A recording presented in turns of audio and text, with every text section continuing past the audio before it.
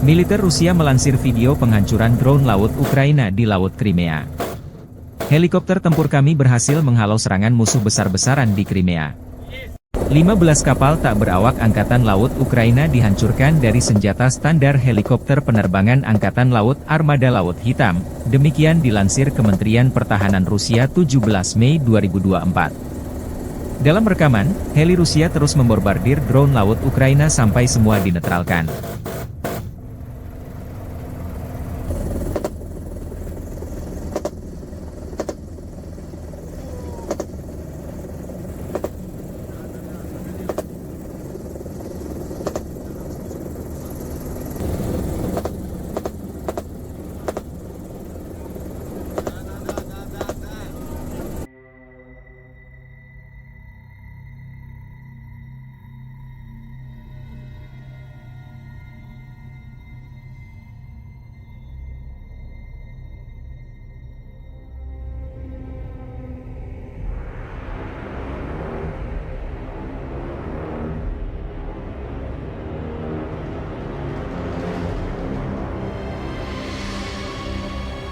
Download Tribun X sekarang, menghadirkan lokal menjadi Indonesia.